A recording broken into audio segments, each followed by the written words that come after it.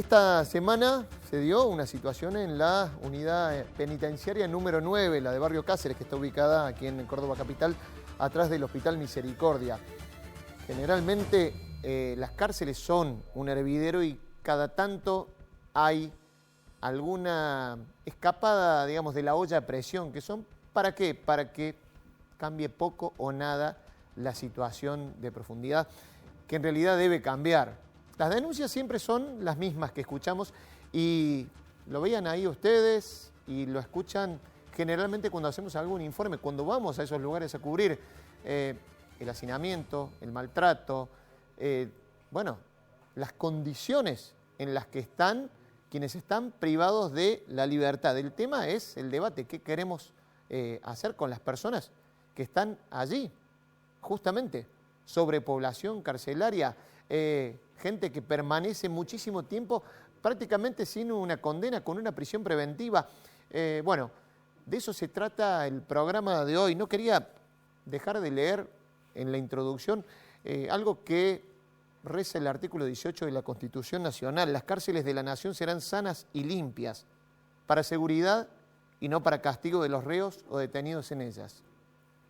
Vaya y analicen ustedes si algo de eso, de lo que estamos hablando, se cumple. Para eso voy a saludar y hemos traído a un panel muy amplio para poder charlarlo desde varias aristas. Paula Martínez, Adriana Rebol, ¿cómo les va? Buenas noches. Buenas noches. Bueno, también tenemos en el piso a gente del derecho y especializada justamente en esto. Carlos Airabedian, reconocido penalista, Lina Luque, abogada criminóloga. ¿Cómo les va? Buenas noches. Bueno, habríamos un poco hablando de, y veíamos lo que pasaba en la UCA a partir del lunes.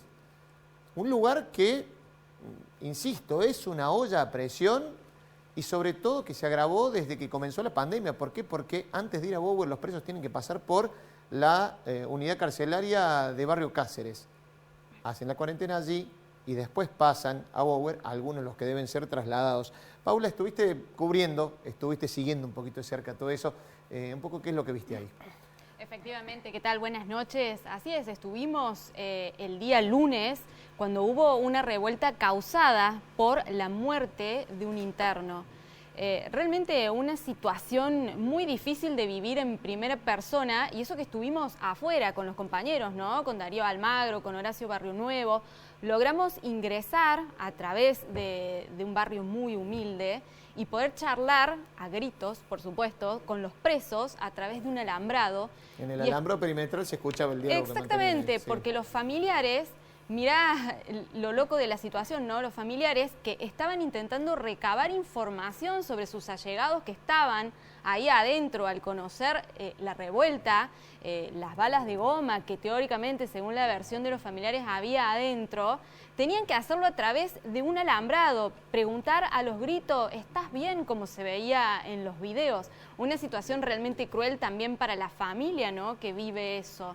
Y de allí, bueno, ¿Qué cuando... te contaban de las condiciones de detención, los familiares? Los familiares contaban que faltaba agua, que los baños estaban trancados. ¿Y sabes qué decían? Llamen a derechos humanos. Nos decían a las cámaras. Se escuchaban los gritos ahí, se escuchaban, sí. Nos decían a la cámara porque estaban al tanto que estábamos ahí, porque los familiares les gritaban que estaban las cámaras y nos gritaban, llamen a los derechos humanos. ¿A qué derechos humanos podemos llamar? Adriana lo va a contar mejor, pero prácticamente no hay asociaciones civiles que defiendan los derechos de los internos. Hay que llamar a autoridades de gobierno, justamente el gobierno que no los asiste intramuros.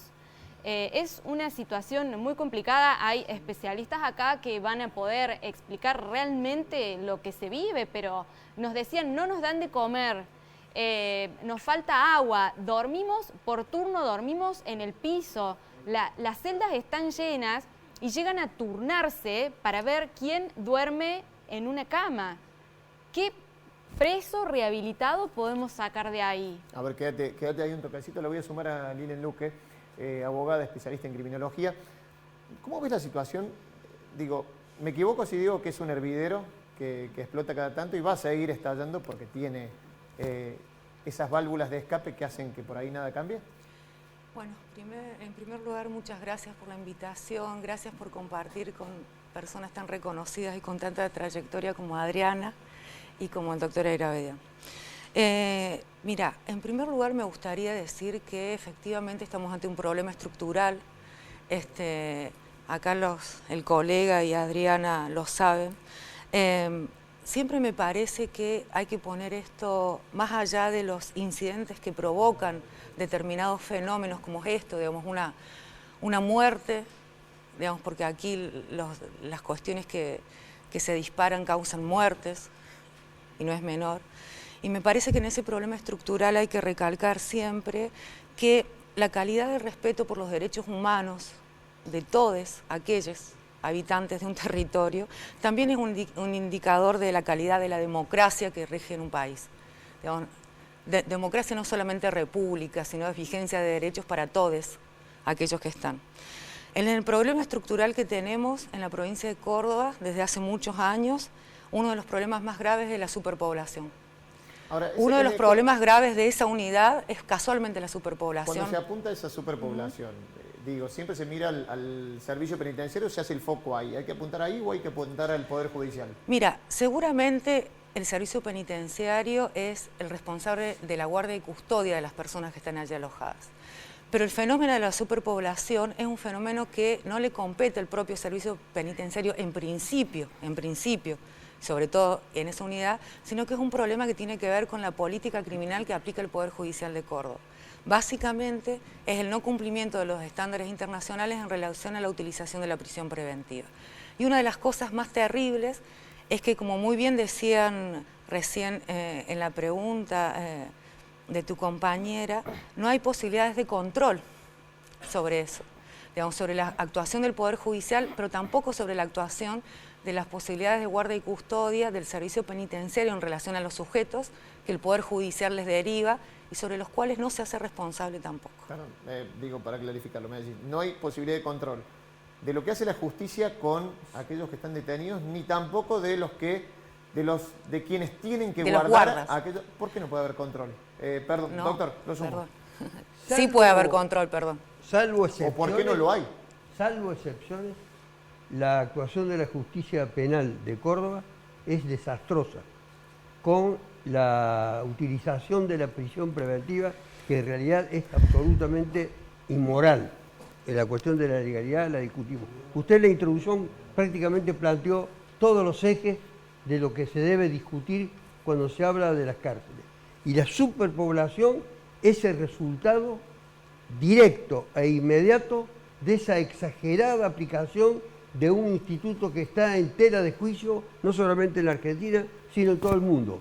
El de tener a una persona detenida sin condena, es decir, por largos periodos, sin que haya una sentencia definitiva e irrevocable, merced a la cual la persona puede permanecer, y esto es también discutido porque soy un crítico del sistema penitenciario. Las cárceles son verdaderamente un depósito infrahumano, así como están diseñadas, como están elaboradas y como están construidas. De todas maneras, ese tema es un tema fundamental para saber qué grado de control puede haber o no puede haber. Además, el personal penitenciario no tiene ningún tipo de especialización y constituye todas sus técnicas y toda su utilización en la actividad que cumplen un verdadero y ruin fracaso. Martín, si me permitís un segundito, te interrumpo porque a lo valioso que usted está diciendo le sumaría otro elemento, que la utilización, esta práctica de encarcelamiento masivo que hay, no ayuda a conjurar los altos niveles de violencia social y de delito. Mira, ya lo vamos a retomar el tema, ya lo vamos a retomar justamente porque acá tengo una compañera con la que estamos en las calles generalmente y el reclamo que escuchamos a veces nos sorprende. Venimos y hablamos de una cosa, de una cuestión judicial, pero ya vamos a retomar ahora, porque quería sumarle a Adriana Rebol con tu opinión de lo que pasó. Estamos hablando de un lugar que, bueno, lo definimos así, ¿no? Un hervidero como es la UCA, pero también pasa en otras unidades penitenciarias de Córdoba, ¿no, Adriana? Sí, sin duda que pasa en otras unidades. Yo creo que lo que pasó aquí es lo que pasa en otras unidades, que es el abandono de personas. No es la primera vez que en la UCA durante la pandemia muere alguien. Ya en el año pasado, el 1 de abril, murió otro pibe. Hay una persona en estado gravísimo internada en este momento en terapia intensiva del Rawson, que fue sacada de la UCA también. Y bueno, y por ejemplo, el año pasado son al menos 7 personas que murieron por COVID en las cárceles, por lo menos, o sea, lo que alcanzamos a juntar los datos, ¿no? En la mayoría de las muertes que se dan Cuando dentro decía de alcancemos a juntar los datos, indudablemente estás hablando de una poca transparencia en la cuestión de los datos. Claro, O sí. sea, tenés que andar recabándolos. Sí, no hay, el servicio penitenciario no informa sobre las muertes dentro de las cárceles, no está informando. Por ejemplo, todo el periodo del COVID y en la pandemia, lo único que hacen es mentir. Las carpas han sido utilizadas los últimos meses, fueron utilizadas porque anteriormente decían que no tenían personal ni de salud ni de seguridad para mantener personas allí. Entonces los presos iban a parar a los calabozos para cuando estaban en el aislamiento, las personas enfermas, con fiebre, con todo el malestar, iban a parar al calabozo o a los lugares de la visita íntima, al salón de visita también han ido a parar y se han tirado colchones allí. Realmente eso ha sido, digamos, hay lugares, por ejemplo... Bueno, mira, sí. justamente con lo que estás diciendo. Se ha conocido, ha sido muy difundida la situación de Edgar Moreno. Edgar Moreno es un conductor de radio y de algunos programas televisivos que actualmente permanece detenido por una supuesta estafa con unas monedas digitales, bitcoins. Vamos a poner parte del relato que hacía Edgar Moreno hablando de justamente la Unidad Penitenciaria 9, la conocida como la UCA, ¿sí?, de Barrio Cáceres. Dice, o va diciendo en ese relato, la UCA es un depósito de personas. Ahí sentís toda la presión del Estado, espacios fríos, llenos y vacíos al mismo tiempo, oscuros, fríos e impersonales. Los olores son una mezcla de limpio y sucio. La lavandina relaciona limpieza, una limpieza mezclada con humanidad, sudor, grasa, tufo. Es la conjunción de lo que te llega a lo más profundo de tu ser. La comida es solo para cumplir con la obligación de mantenerte vivo. Te olvidas de tus gustos, de tus pretensiones, de tu higiene.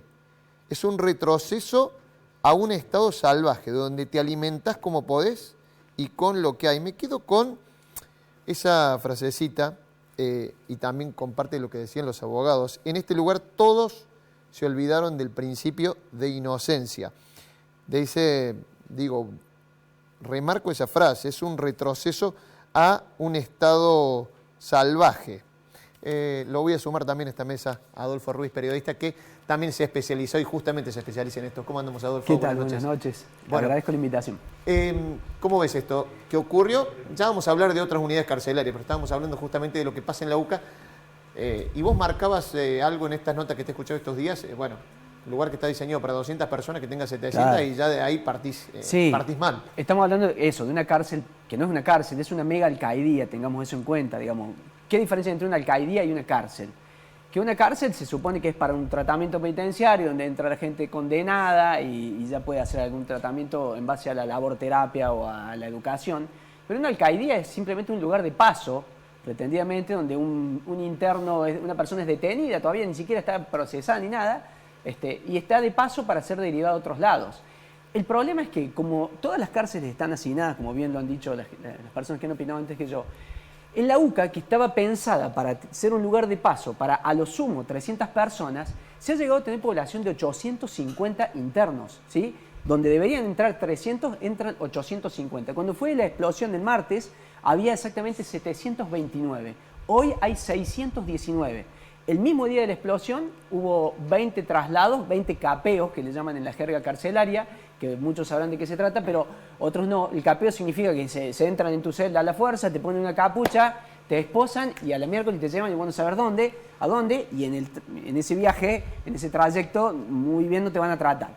Alguna de la gente que está viendo dirá, bueno, se lo merecen. Eso es opinión aparte, yo no vengo a opinar sobre eso.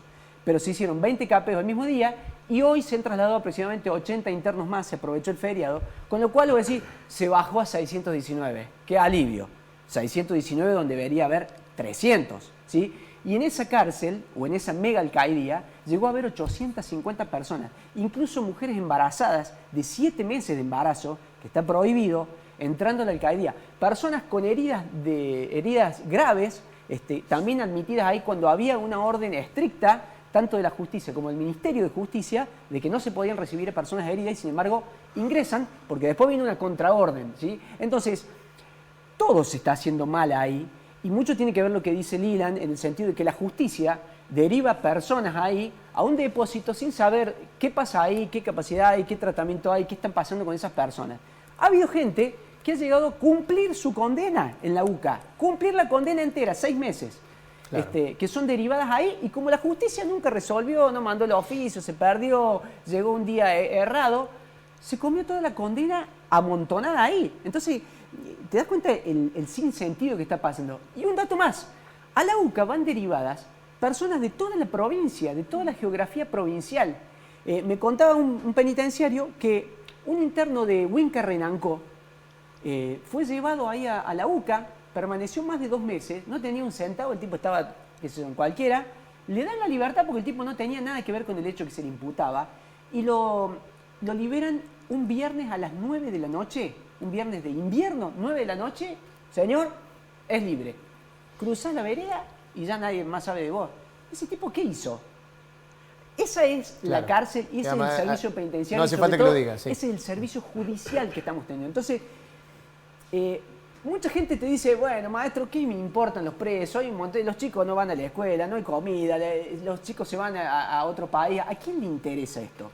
Y eso tiene que ver también con lo que dice Lilan, porque los niveles de violencia que hay en la sociedad y de delito no se están resolviendo, al contrario, se están agravando. Y este mecanismo no sirve para nada. Cuesta horrores, sale muchísima plata, causa enorme dolor y lo único que hace es reproducir el monstruo. Entonces, es hora de que paremos la pelota y nos pongamos a pensar si sirven para algo estas cárceles y si no, hagamos otra cosa, busquemos otra forma y empecemos a que cada uno, en todo el mecanismo, justicia, servicio penitenciario, la política, cumplan su rol.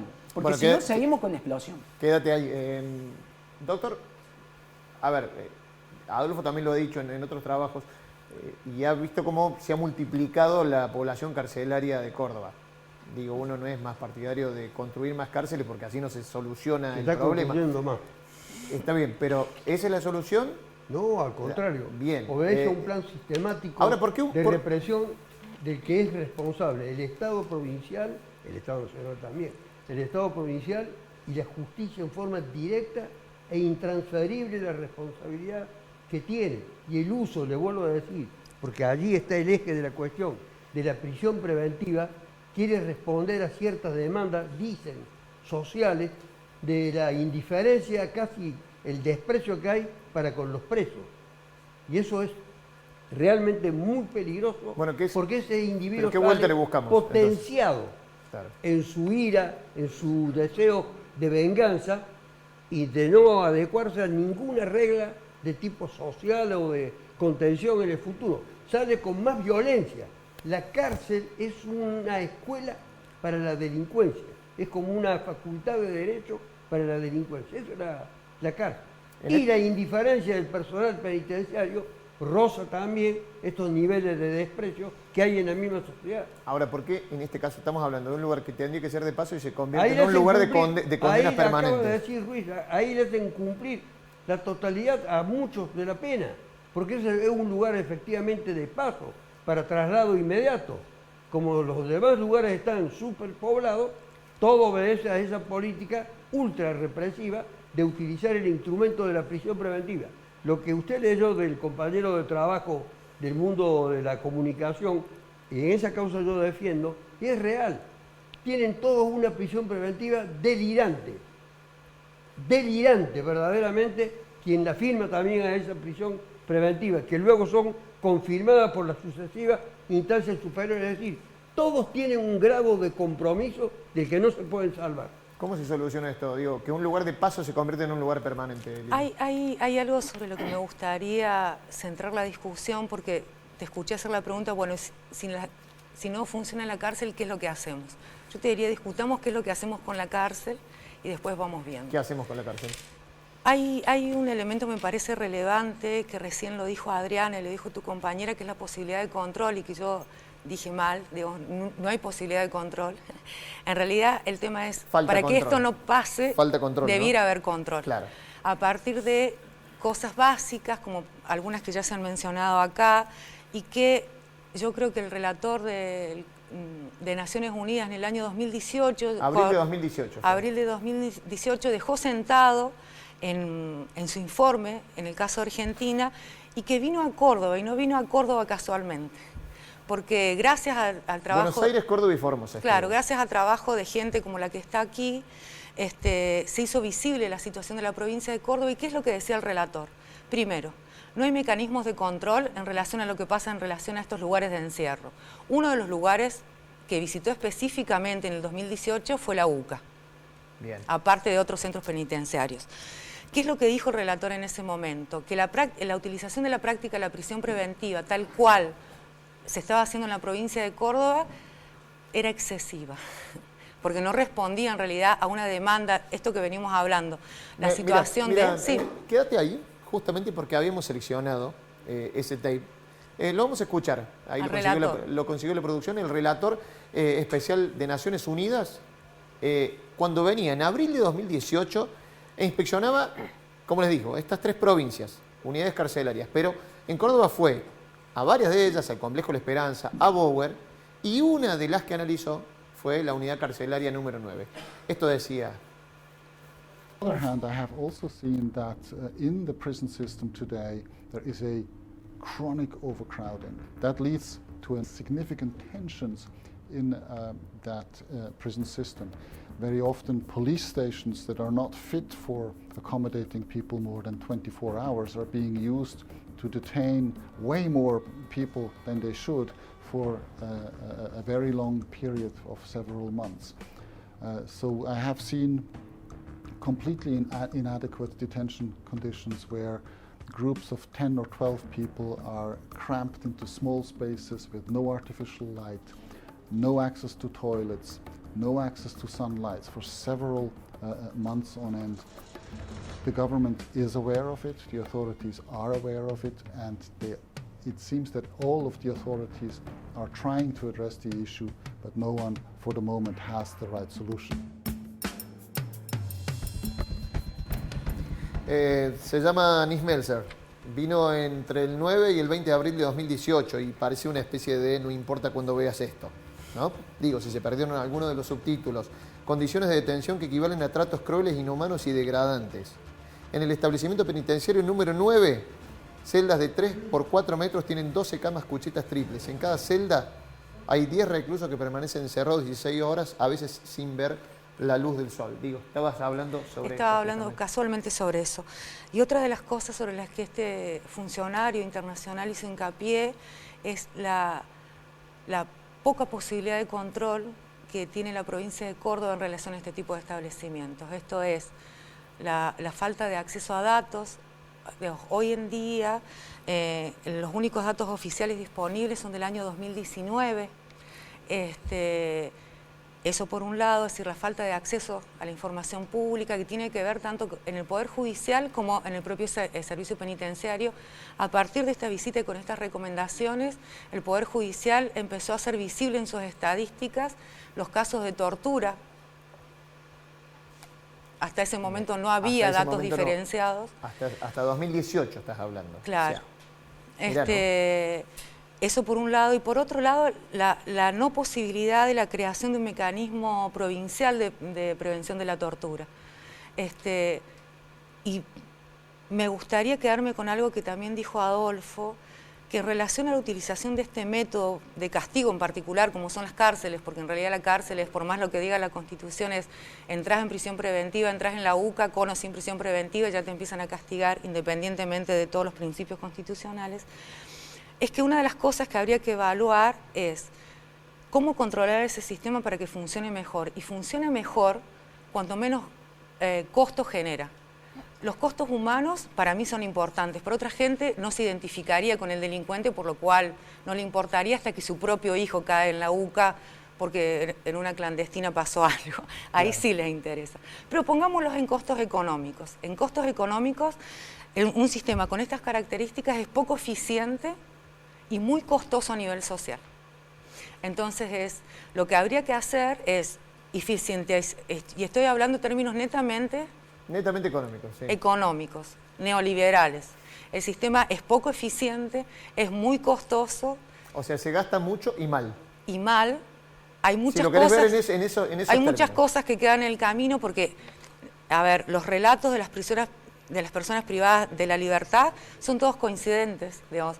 Las condiciones de vida equivalen a tratos crueles, inhumanos y degradantes, cuando no a tortura. Bueno, justamente, hace un par de meses se filtró un video firmado y filtrado aparentemente por misma gente del servicio penitenciario, Paula, digamos. Efectivamente, hace un par de meses tomábamos contacto, veíamos estos videos, hacíamos nota con Adriana justamente por estas camas de sujeción, métodos de tortura que la sociedad en general creo que no sabe que existen. Mira, lo vamos a ir ilustrando lo que decís, justamente con el video que estaba. Hemos preservado la identidad de las personas que salen en ese video, pero para que vean un poco, son videos públicos, estaban subidos a la red, pero impacta y mucho, y llama mucho la atención que esto esté pasando en las cárceles de Córdoba. Fíjense. Déjeme casi nada más. No, no me limpie. Me reventaron el oído todo, a tropa de todo. No, no lo limpie. Déjalo así nomás. Déjalo así nomás. Mi madre no me lleva a los tribunales. Yo madre no voy a hacer. Déjalo así nomás. Yo estoy en potencia, ¿eh? ¿Puedo decir que eso queda grabado? ¿Esto lo está grabando esto? No. ¿No lo está grabando? No. Bueno, no te agarramos porque yo voy a ir al tribunal cuando me lleven. Si no lo graban, lo voy a decir yo, acuérdate, me digo. Yo soy un ser humano con derecho ahora. Yo soy un ser humano que tiene derecho. Yo los voy a dejar ser en casa. Ya van a ver. Claro que lo que ustedes quieren, si yo no los molesto a ustedes. Yo no te quiero causar problemas, pero lo van a tener los problemas. Yo no perdí mis derechos todavía, ¿sabes? Usted está para que la gente acá salga capacitada, no para que salgan tus mamás rebeldes. Y mira el palazo que tengo. No sé por qué me estás diciendo que yo ya voy a ver lo que vas a hacer, no sé si vas a pedir a mi familia, no sé si... No, voy a dirigirme como corresponde por la justicia, tribunal de derechos humanos. Voy a ir. Yo no tengo por qué agredir a nadie. Péguenme con la mano desatada, si la esposa, por lo menos para que yo me pueda defender. Si son 3, 4 monos los que me están trayendo. ¿Tienes la arma? ¿Por qué no me saques? ¿Tienes un arma? No, está bien, no quiero arma. ¿Vos decís que estás grabando? ¿Vos decís que estás grabando?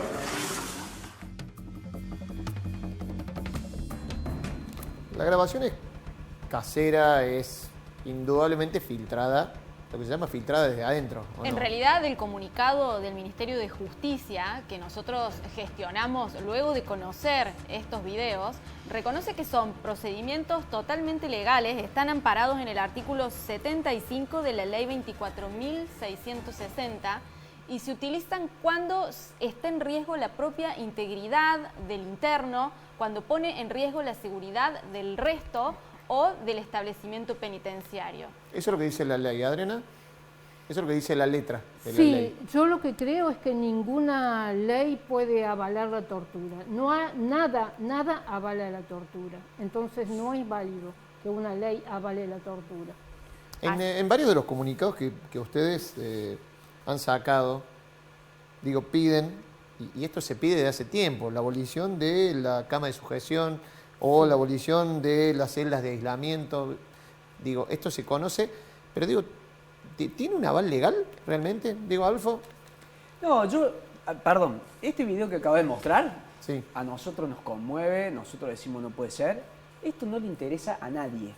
La gente que nos está viendo en este momento no le interesa, te lo aseguro, porque la gente no cree en la condición humana de esa persona.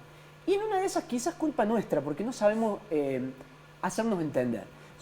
¿Por qué digo esto? Yo vengo trabajando en este tema, Lilan prácticamente me ayudó en mis primeros pasos desde el año 2004, 2005. Me he pegado contra la pared todos estos años. ¿Cuándo preocupan estas cosas? ¿Cuándo preocupan? preocupan? Cuando estás en una cárcel, como pasó en 2005, cuando hay toma de rehenes y cuando los políticos se dan cuenta que ese estallido les va a joder a ellos su trayectoria política. Ahí les interesa. ¿Por qué estalló esto de la UCA y ahora estamos todos hablando de la UCA? Porque tuvieron miedo de que hubiera toma de rehenes, porque tuvieron miedo de que pasara algo grave. Como si no fuera grave lo que está pasando hoy y lo que pasó el día anterior al estallido. O Entonces, como esto que veíamos, que no trascendió tampoco. Yo te aseguro que esto, no trascendió. Yo te aseguro que esto, la mayoría de la gente te dice, y bueno, loco, ¿qué querés? No hubieras robado, no hubieras hecho, no te pasaría Claro, eso. pasa que Eso es existe lo que pasa. como una negación por parte de la sociedad, el común de la sociedad no cree en los derechos humanos de los reos porque algo habrán hecho. Exactamente, pero entonces ¿a qué vamos? Pero en este caso a mí me parece que lo llamativo es que el Ministerio de Justicia reconoce que esa filmación no es casera, porque es una filmación reconocida por el Ministerio de Justicia que se hace legalmente. Está bien, pero ellos, digamos, no Es a ver, decir, no dan acceso a esas filmaciones. No tenemos acceso. Es más, dijeron que se hablan de perdieron las una grabaciones. tarjeta de memoria que se perdió en 2019 y a raíz de ahí se difunde, bueno, por internet y por los distintos canales por los cuales los recibimos. Justo se fue a perder una tarjeta de memoria. Justo se fue a perder una tarjeta de memoria, pero son debidamente la explicación filmados. que dan, parándose en el artículo 75, por ahí me corregirán los doctores, existe, pero eso tiene una razón de ser. Cuando un interno está en que es un ataque de ansiedad o algo así, y le hace una sujeción como pasa con cualquier paciente psiquiátrico, tiene lógica. Pasa que el servicio penitenciario se agarra de esa pequeña endija que le da una medida que puede tener en casos hiperexcepcionales alguna lógica para utilizarla como un mecanismo de disciplinamiento y de tortura, que es lo que viene sucediendo. Y no es la primera vez que salta esto. En el año, no me acuerdo bien del año, pero ha sido año 2014 aproximadamente, vino el fiscal Córdoba y detectó y encontró camastros de sujeción, ya no con las vendas como estaban esos que vimos ahí, sino con cadenas. Algo que sucede y que sigue sucediendo en las cárceles. Y no pasó nada. ¿Se entiende? Sí, es decir, cambiaron las cadenas por abrojos, en este caso. Bien, una Claro. evolución, pero Claro. acá estamos. Y acá estaremos de acá 5 años y de acá 10 años discutiendo lo mismo. Entonces, me da la sensación que no estamos sabiendo transmitir y me da la sensación de que no le interesa a nadie, al gobierno no le interesa. Y cualquier medida en favor de darle un poquito más de humanidad al sistema completo, tanto en lo judicial como en lo penitenciario, es piantavotos. Entonces, tenemos en el propio problema está el germen de su perpetuidad. Adriana, ¿no le interesa a nadie? Yo creo que Digo, vos venís militando el tema hace años. sí, sí. Venís militando. En realidad a la mayoría de la sociedad no le interesa y avala, pero ¿por qué? Porque nos han convencido de alguna manera que los más pobres son los responsables de todas nuestras inseguridades, de la inseguridad que pasa por allí. Entonces se justifica que para yo sentirme segura, ellos estén encerrados por más que suceda lo que suceda. Porque las condiciones socioeconómicas de las personas que están encerradas generalmente son las personas pobres. Son las más pobres, sin duda, generalmente no, sin duda, son así. De todos modos, debería asumirse que una persona que entra porque ha cometido un hecho de violencia sale más violenta aún a reinsertarse en la sociedad, digamos, que termina siendo un peligro para la misma ciudadanía que reclama que así deben ser tratados. Bueno, lo decía Lina recién, ¿no? Digamos, se invierte y mal. Digamos, Y lo que dijo el- miralo en términos economicistas. Y lo nomás, que dijo o el sea, doctor también, sí, o sea, sí. una escuela de mayor delincuencia. Entonces, en definitiva, nos estamos haciendo daño con esto. O sea, estamos volviendo más violentos a los que nos agreden, en el caso de que sean ellos realmente los únicos que nos agreden.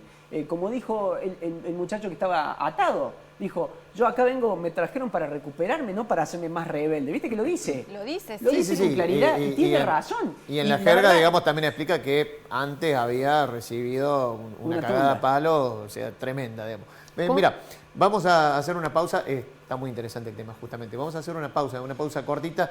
En Redacción Abierta ya venimos con el segundo bloque. Seguimos hablando de la situación de las cárceles en Córdoba. Esta semana también volvió a ponerse sobre el tapete, además de esto que estamos hablando, las estafas telefónicas, los celulares adentro de la cárcel. En un ratito venimos y también lo comentamos.